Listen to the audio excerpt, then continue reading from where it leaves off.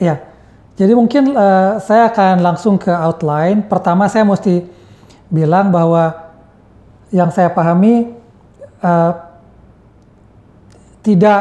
tidak semua mungkin dari teman-teman ini latar belakangnya elektro arus kuat. Jadi mungkin setengah dari outline ini konsep energi interkoneksi itu lebih ke hal yang umum sebagai pengantar supaya nanti waktu kita diskusi di bagian 3, 4, dan 5 itu lebih nyambung. Karena ada beberapa istilah teknis yang saya kira perlu kita pahami bersama-sama titik poinnya. Jadi untuk yang latar belakangnya memang power system arus kuat, mohon sabar kalau saya menjelaskannya agak dasar sekali di slide-slide awal. Jadi pendekatan yang dijelaskan ini adalah techno-economic approach dari sisi yang cukup general. Nah, jadi pertama tentang energi dengan daya ini sebetulnya simple aja. Saya cuma ingin membedakan bahwa ketika kita bicara energi, renewable energy atau listrik renewable energy, itu ada dua kata energi dengan daya yang penggunaannya tuh sering berbarengan tapi sering ketukar. Jadi gampangnya energi itu adalah daya atau power dikali waktu. Jadi dalam aplikasinya saya yakin teman-teman udah familiar ketika kita bicara misalnya pengembangan listrik pembangkit 35.000 megawatt, itu kita bicara daya listrik, artinya kapasitas. Ketika kita bicara PLT Surya 70 watt itu kapasitas dari pembangkitan. Tapi ketika kita bicara misalkan konsumsi listrik per kapita, kilowatt hours per orang, itu energi. Dimana energi ini ya intinya adalah daya kali waktu. Ini nanti kita akan pakai istilah ini di knowledge sharing ini ke belakangnya. Oke, itu aja. Nah, sekarang masalah interkoneksi dan kestabilan listrik. Mungkin teman-teman bisa cek kalau kita punya peralatan listrik di rumah, itu ada di parameternya itu tulisan frekuensi. Kalau di Indonesia itu 50 Hz. Nah, ini sebetulnya artinya listrik itu punya frekuensi. Jadi punya sinyal yang berubah-ubah yang dikatakan arus bolak-balik. Nah, kenapa listrik beroperasi dalam arus bolak-balik? Sebetulnya karena ada komponen trafo yang bisa menaik-nurunkan tegangan. Jadi kalau zaman dulu yang seangkatan saya mungkin tahu kita masih banyak peralatan listrik yang 110 volt. Kita mesti beli trafo supaya kita bisa menghubungkan 110 volt di peralatan kita dengan 220 volt di grid listrik. Nah, ini bukan cuma trafo kecil seperti di gambar ini, tetapi juga di jaringan listrik besar. Kalau teman-teman main ke gardu PLN, itu trafo yang besar pun digunakan dengan prinsip yang sama untuk menaik turunkan tegangan listrik. Nah, pertanyaannya, kenapa kita perlu naik turun tegangan listrik? Itu karena karakter sistem kelistrikan yang besar, yang luas, di mana pembangkit bisa berjarak ribuan kilometer dengan bebannya, dengan harus mengalirkan hingga ribuan megawatt daya listrik. Nah, jadi ini satu rumus yang sederhana, tapi saya pikir penting, bahwa daya itu adalah tegangan kali arus, karena dari sini kita tahu bahwa untuk daya yang besar, itu kita bisa mengalirkan di jarak yang jauh sebagai fungsi dari tegangan dan arus. Nah, mungkin untuk teman-teman yang bukan dari arus kuat, kita bisa bayangkan arus itu seperti aliran air, dan kawat-kawat listrik itu seperti pipanya. Jadi ketika arusnya besar, kita perlu pipa yang besar. Nah, di listrik juga kurang lebih sama, ketika arusnya listriknya besar, kita perlu konduktor yang besar. Padahal konduktor ini tidak bisa terlalu besar, bayangkan karena kita punya menara-menara seperti ini, yang kalau kawat listriknya itu besar, dia akan sangat berat, konstruksinya akan sangat kuat dan mahal, dan itu menjadi tidak praktis. Makanya dinaikkanlah tegangan, sehingga dengan tegangan kali arus tadi kita bisa mendapatkan daya yang besar dialirkan di saluran udara, misalkan tegangan tinggi, dengan konduktor yang relatif kecil. Nah, di sini tegangan tinggi itu ada harga yang mesti dibayar, yaitu kita memerlukan suatu jarak aman sebagai isolatornya, sebagai isolasinya. Di kasus ini misalkan udara. Sehingga itu adalah constraint yang membuat kenapa saluran udara tegangan tinggi itu besar dan berjarak cukup jauh dengan benda-benda di sekitarnya. Nah, sebaliknya ketika di rumah tangga, kita memerlukan daya yang kecil saja, misalnya untuk perangkat elektronik kita. Maka dari situ kita menurunkan tegangannya, sehingga peralatan di rumah kita cukup menggunakan isolasi plastik tipis dan tidak membahayakan untuk penggunanya. Nah, menaik turun tegangan ini yang diperlukan untuk mendapatkan efisiensi ketika kita mentransmisikan daya jarak jauh dengan safety ketika kita mengoperasikan, itu dimungkinkan oleh teknologi arus bolak-balik yang juga memungkinkan listrik terhubung sehingga pembangkit-pembangkit itu tidak mesti semuanya ada di dekat bebannya, tapi bisa tersebar selama dia terkoneksi dengan jaringan listrik. Nah, contohnya di Jawa itu sudah terinterkoneksi, jadi teman-teman mungkin tahu banget pembangkit ada di beberapa tempat, kebanyakan di pojok timur dan pojok barat, dekat dengan pantai supaya batu baranya gampang di logistiknya mudah, tapi daya listriknya bisa ditransfer seluruh Pulau Jawa bahkan ke Bali, beban di mana-mana karena jaringannya tersambung. Nah, ini di level yang lebih besar di Eropa misalkan, bahkan jaringan interkoneksi ini lintas negara dan ribuan kilometer jarak yang di cover ya. Demikian juga di Amerika Utara, negaranya mungkin cuma 3, tetapi jarak yang di cover juga kita bicara ribuan kilometer. Jadi dengan teknologi arus bolak-balik, kita bisa menghubungkan jaringan listrik di area yang lebih luas dan menjadi lebih fleksibel untuk penggunaannya. Nah, ini sedikit teknis tapi tidak usah terlalu dalam, tapi yang kita mesti ketahui adalah ketika listrik dibangkitkan, kenapa dia arus bolak-balik? Karena listrik itu terjadi ketika kita menggerakkan konduktor atau kawat di medan magnet. Jadi ketika kita menggerakkan kawat di medan magnet, itu akan menimbulkan arus listrik ketika dua ujung kawat ini dihubungkan. Nah, karena tenaga alam yang bisa digunakan untuk menggerakkan konduktor ini biasanya dalam bentuk putaran, dalam bentuk rotasi, misalnya ketika kita menggunakan PLTA, tenaga air, maka itu mengakibatkan arus yang dihasilkan pun dalam tanda kutip berotasi atau bergerak seiring putaran rotasi atau putaran roda ya, seperti roda naik turun, sehingga si tegangan listrik yang dihasilkan pun berubah-ubah, istilahnya polaritasnya, dan disitulah kita mengatakan ya ini tegangan bolak-balik atau arus listrik bolak-balik.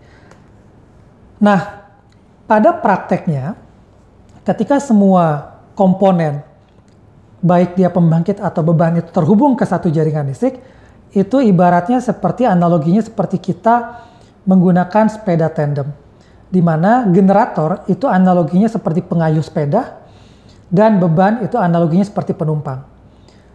Teman-teman tadi ingat di peralatan listrik itu ada frekuensinya 50 Hz.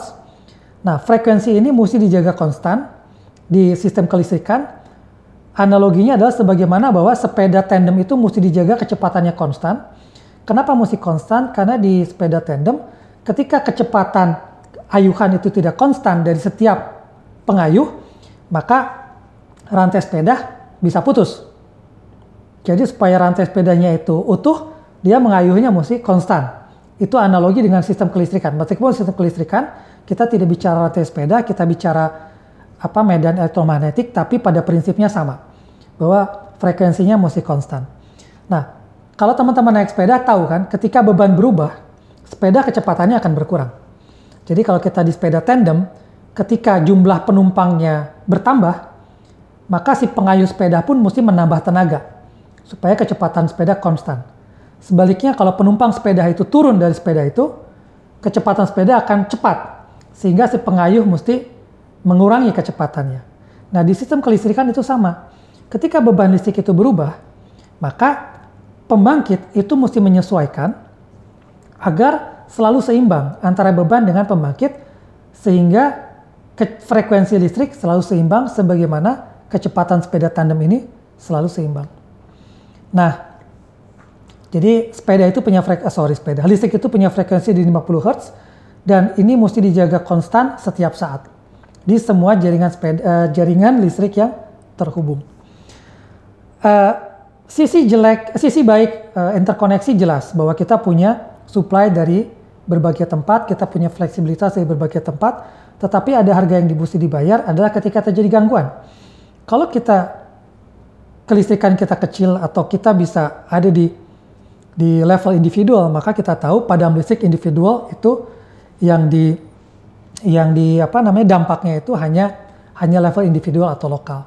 Ketika dia wilayah akan lebih luas. Tetapi ketika dia terinterkoneksi dan ada gangguan yang menyebabkan tidak bisa ditangani oleh sistem, maka terjadilah padam listrik total atau skala besar atau blackout. Yang mana tentu kita tahu ketika kita bicara listrik padam itu sebetulnya kerugian, saya pikir teman-teman SMI lebih ahli soal ini. Kerugian tidak cuma bahwa kita tidak bisa jual kilowatt hours-nya listrik, tidak cuma kita tidak berhasil menjual energi listrik, tetapi akibat kepada industri bisa jauh lebih tinggi daripada kilowatt hours yang tidak tersalurkan. Di sini ada hasil yang lama, ini studi 2005 dari Harvard. Tetapi poinnya di sini adalah bukan angka pastinya, tapi poinnya kita mungkin bisa lihat bagaimana kalau terjadi gangguan listrik di manufacturing atau misalnya di industri tekstil atau kertas gitu ya. Bayangkan ketika kertas sedang berputar atau tekstil sedang berputar, listrik tiba-tiba mati, maka satu gelondongan kertas atau bahan tekstil mesti diubah. Mesti diganti, mesti diperbaiki lagi, dan tidak sekedar listrik nyala otomatis produksi menyala lagi. Apalagi ketika kita bicara misalkan peleburan metal yang menggunakan peleburan dengan listrik, bayangkan ketika dua kode listrik, istilahnya anoda katoda ya, masuk ke bahan biji metal untuk mencairkan metal itu gitu. Bayangkan ketika logamnya sedang cair, kemudian listrik padam, dan logamnya keburu mengeras, itu urusannya bukan urusan sejam 2 jam setelah listrik padam. Bisa berpuluh-puluh jam. Jadi itu kerugian yang sangat signifikan ketika listrik padam. 4 Agustus, kita mungkin merasakan yang di Pulau Jawa, terutama bagaimana Provinsi Jakarta, Banten, sebagian besar Jawa Barat, dan sentral Jawa Tengah sebagian padam, yang hasilnya aftermath adalah banyak sekali service yang kita sadari ternyata kita take it for granted, tapi ketika dia padam dia sangat signifikan mempengaruhi kita. Untung waktu itu kejadiannya hari Minggu, tapi tetap ketika itu sangat bergantung pada listrik dan MRT padam, telekomunikasi padam, lampu-lampu lalu lintas padam, baru kita merasakan akibatnya. Nah, itu tadi sedikit pengantar tentang listrik. Nah, ketika kita bicara listrik energi baru terbarukan, hubungannya dengan listrik, kata kuncinya adalah satu, beban listrik, kedua adalah listrik intermiten.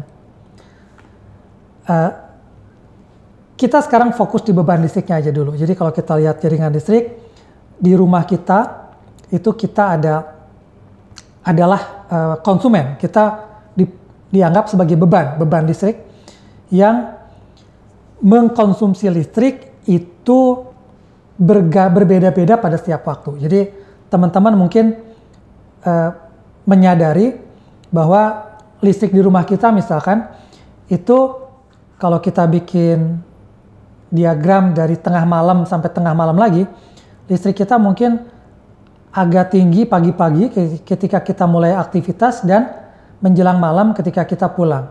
Terutama kalau bukan COVID ya. Kalau COVID mungkin agak merata di tengah karena WFH. Tapi pada kondisi normal, kita akan melihat puncak-puncak konsumsi ada di awal dengan di akhir hari. Nah, apa artinya? Artinya adalah bahwa beban listrik ini akan berbeda perilakunya, polanya, bergantung dari jenis beban.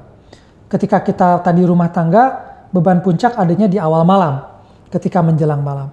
Tetapi ketika kita bicara komersial, kantor misalkan, maka beban akan konstan misalkan di jam kerja. Ketika kita bicara mall, beban akan konstan di siang ke malam. Dan ketika kita bicara industri, beban akan tinggi, konstan 24/7, 24 jam dalam sehari dan 7 hari dalam seminggu. Nah, apa maknanya untuk sistem? Maknanya adalah bahwa sistem yang terinterkoneksi itu antara pembangkit dengan beban setiap saat harus sama. Kenapa? Karena kita ingat analogi sepeda tadi. Kalau bebannya lebih besar, sementara pembangkit tidak mengikuti, di sepeda tadi sepeda akan melambat. Di listrik, frekuensi akan melambat. Dan ketika frekuensi itu tidak bisa ditahan di kecepatan yang konstan, sistem tidak akan bisa bertahan dan terjadilah gangguan sistem besar atau blackout. Jadi listrik tidak bisa disimpan dalam skala besar. Mungkin buat ilustrasi, kalau teman-teman punya power bank, coba dilihat power bank itu 10.000 mAh itu udah besar tuh power banknya, udah kelihatannya gede banget. Itu hanya 38 watt hours kandungan energinya. Token listrik yang Rp20.000 saja itu 43 kilowatt hours. Artinya token listrik Rp20.000 itu setara 1000 power bank. Dan itu mengilustrasikan bagaimana sulitnya menyimpan energi dalam skala besar. Bukan tidak mungkin, tetapi sulit. Nah, kalau kita lihat beban, ini contoh pengukuran beban listrik di daerah perumahan. Kita bisa menyalakan listrik praktis kapan saja kan. Artinya meskipun kita di rumah punya pola tertentu, tapi kita bisa menyalakan listrik bisa mulai jam 5 sore, jam 6 sore, jam 7 malam, tergantung kita nyampe rumah kapan misalkan. Jadi orang akan bilang, oke, beban listrik itu tidak tetap. Betul, beban listrik itu stokastik juga, bukan sesuatu yang konstan setiap saat. Tidak, kita menyalakan listrik tidak selalu jam 8 malam tank, kita nyalakan jam 9 tank, kita matikan. Tidak, pasti ada statistik sebaran di mana kita ada faktor stokastik di situ. Tetapi polanya, kalau kita ambil rata-rata, itu bisa dipahami ya kurang lebih gitulah. Jadi satu hari yang garis merah, dibanding pengukuran yang biru itu beda-beda tipis perbedaannya. Dan pembangkit listrik klasik itu bisa dengan mudah dalam tanda kutip menyesuaikan. Jadi ketika bebannya naik di pagi hari, oke, kita tambah lagi bahan bakarnya sehingga si generator menghasilkan daya listrik lebih besar, sistem kembali seimbang. Dan sebaliknya, ketika beban rendah, kurangi bahan bakar, daya listrik berkurang, kembali beban seimbang. Ini misalkan yang dilakukan oleh pembangkit listrik klasik berbahan bakar batu bara, diesel, gas gitu ya, bahkan to some extent biomas, sampah. Itu ketika mereka mengubah bahan bakar di boiler untuk menghasilkan panas yang memutar turbin menghasilkan generator. Kita bisa fleksibel mengatur masukan bahan bakar sehingga kita bisa fleksibel mengatur keluaran daya listrik dan kita bisa selalu menyeimbangkan beban di dalam sistem. Nuklir polanya sama, menggunakan rotasi, tapi fleksibilitasnya tidak sefleksibel bahan bakar yang gas, batu bara, dan diesel, karena nuklir reaktornya butuh waktu yang cukup lama untuk menyalakan dan mematikan. Jadi biasanya nuklir itu untuk sekali dia nyala, bebannya konstan. Demikian juga geothermal. Karena geothermal secara teknis tidak mudah untuk diatur dalam tanda kutip asupan bahan bakarnya, sehingga juga biasanya dia digunakan untuk beban yang konstan. PLTA, ketika kita punya bendungan, kita bisa atur kapan air itu akan memutar turbin dan generator pada akhirnya. Sehingga kita bisa atur daya yang keluar. Kita bisa mudah menyeimbangkan beban listrik dengan PLTA. Tenaga surya, kalau kita pakai yang concentrated solar, yang cerminnya memanaskan satu receiver di misalnya tower seperti ini, to some extent kita juga bisa atur, karena kita bisa menggunakan larutan garam yang kita panaskan untuk menyimpan energi yang digunakan untuk memutar turbin dan generator. Tetapi ketika kita bicara panel surya misalkan, dia bekerja berdasarkan foton sinar matahari. Artinya ketika ada cahaya matahari, disitulah ada elektron bergerak, disitulah ada listrik. Dan kita tahu matahari tidak selalu konstan. Bisa karena siang malam, bisa karena ada awan lewat. Nah, ini mengakibatkan ini adalah pengukuran dari lapangan, bagaimana tidak konstan di setiap saat listrik yang dihasilkan oleh panel surya tadi. Karena ada siang malam dan ada awan yang lewat tadi. Sekarang bagaimana dengan angin? Angin, sumber energi utamanya angin yang memutar turbin menghasilkan listrik. Jadi pertama mesti ada angin ya. Ini adalah pengukuran dari wind park di Eropa Utara. Jadi ini pengukuran dilakukan dan kita lihat bahwa rata-rata keluaran dari angin adalah 30% rata-rata tahunan. Kemudian kalau kita ambil rata-rata bulanan, kita lihat bahwa juga di 30%. Kalau kita tidak menyelami lebih dalam, kita bilang oke, berarti aman, berarti angin kita desain untuk running 30%, everybody is happy. Problemnya ketika kita ambil pengukuran harian, kita lihat bahwa output angin bisa ada satu hari tidak ada sama sekali, bisa ada satu hari maksimal di 100%, atau perubahan yang signifikan. Pertanyaannya, siapa yang akan menyeimbangkan sistemnya? Karena listrik harus seimbang antara pembangkit dengan beban. Nah, dari sini kita bisa mensummary bahwa secara operasi sistem, tantangan atau risiko teknis dari pembangkit listrik yang intermittent berbahan energi baru terbarukan itu bisa dibilang dalam bentuk 4 hal yang tidak ada di sistem klasik. Yang pertama adalah variability. Kita tahu bahwa primary resources-nya aja variable. Matahari di malam jelas tidak ada, di siang ada. Ada awan lewat, terjadi variasi. Angin, variasi juga. Bisa bertiup kencang, bisa lambat. Dan di atas itu semua ada uncertainty. Kita nggak tahu nih, apakah kita bisa pastikan besok mataharinya akan katakanlah panas, terik. Bagaimana besoknya lagi, bagaimana besoknya lagi di jam yang sama. Sehingga bagaimana forecast yang bisa dilakukan. Kemudian lokasinya. Kadang-kadang kita nggak tahu lokasi mana pada saat kapan anginnya kuat atau mataharinya terik. Kemudian ini yang sedikit ke arah komponen. Pembangkit renewable ini kebanyakan terhubung ke grid itu melalui power electronics. Ini mungkin agak detail teknis, tapi pada intinya perilakunya berbeda dengan mesin-mesin klasik yang berputar. Karena mereka tidak ada komponen yang berputar. Akibatnya tadi hubungannya ke listrik bolak-balik yang sinyalnya tadi naik turun seiring sinusoidal ya, seiring putaran. Nah, bagaimana mengatasi intermitensi itu? Yang paling gampang tentu saja adalah menggunakan pembangkit klasik lagi. Di mana pembangkit klasik ini harus memiliki karakter, satu, dia responnya mesti cepat. Karena begitu tiba-tiba awan lewat, ya saat itu juga pembangkit klasik ini mesti dinyalakan. Sehingga ada teknologi-teknologi tertentu yang bisa digunakan, karena dia fast response generation, ada yang tidak. Dan kemudian yang kedua, harus ada yang mengontrol pembangkit itu, sehingga mereka bisa mendeteksi ketika terjadi perubahan beban atau pembangkit intermiten, dan mereka bisa mengatur asupan bahan bakar, sehingga menyesuaikan output dari pembangkitnya. Dan ini ada cost yang mesti ditanggung, baik dari segi capital cost-nya maupun operational and maintenance cost.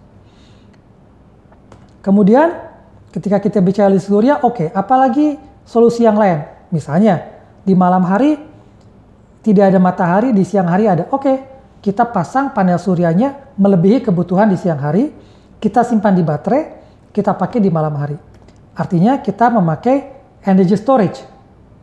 Atau kalau kita mau mengoptimalkan energy storage, kita bikin forecasting yang akurat, forecasting yang bagus, sehingga kita tahu bahwa di besok matahari ini akan terik, kita bisa memanfaatkannya untuk mengkontrol kita punya beban atau kita punya energy storage, sehingga kita bisa lebih mengoptimalkan sistem. Ujung-ujungnya balik lagi ke cost. Nah, solusi yang selanjutnya adalah tadi interkoneksi. Kita tahu begitu kita punya interkoneksi, maka sistem kita akan lebih fleksibel. Bisa mengambil listrik dari pembangkit dari daerah yang berbeda asal terinterkoneksi untuk beban di daerah yang lain. Nah, ini yang dilakukan misalkan di Eropa ketika mereka membangun jaringan interkoneksi se-Eropa, bahkan visinya adalah sampai ke Afrika dan Laut Utara, which is sudah terjadi, untuk memiliki flexibility dalam supply pembangkit terutama yang energi baru terbarukan, terutama angin di utara Eropa. Jadi idenya adalah ketika angin berhembus banyak, bebannya kurang, mereka akan alirkan listriknya ke Norwegia, ke Italia, Austria, atau Switzerland untuk dipakai memompa air ke bendungan-bendungan di atas gunung. Kemudian ketika anginnya kurang, air ini digelontorkan ke turbin untuk membangkitkan listrik sehingga mereka bisa membalance beban dengan fleksibel. Balik lagi ke cost. Atau solusi-solusi mini grid di level-level mikro di rumah-rumah. Misalnya ketika rumah itu pasang PLTS di atapnya, mereka juga memasang baterai penyimpan yang kecil, mereka memasang sistem yang cerdas sehingga beban bisa diatur dan ujung-ujungnya beban dengan pembangkitan bisa diseimbangkan. Nah, ada cost juga di situ. Jadi, bagaimana memitigate impact? Sebetulnya ini teman-teman mungkin sudah familiar banget dengan trilema energi, tapi saya pakai yang lebih simple. Ujung-ujungnya harga, kualitas, dan lingkungan. Di mana susah untuk dapat tiga-tiganya. Kita mau yang kualitasnya baik, harganya murah, mungkin tidak baik untuk lingkungan. Kita mau yang baik untuk lingkungan, kualitasnya baik, harganya akan tinggi. Kita mau harganya murah, baik untuk lingkungan, kualitasnya mungkin kadang-kadang ada, kadang-kadang tidak. Seperti misalnya kalau kita pakai PLTS tanpa baterai. Nah, jadi secara integrasi mitigasi biasanya ada ujung-ujungnya memang rupiah per kilowatt hours.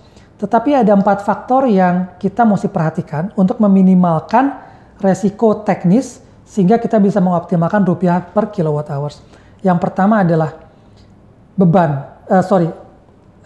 Kita mesti tahu, ya betul, kita mesti tahu sumbernya, sumber renewable energinya. Kita mesti tahu existing grid seperti apa. Kita mesti tahu skenario membalance power dan kita mesti tahu beban yang kita layani.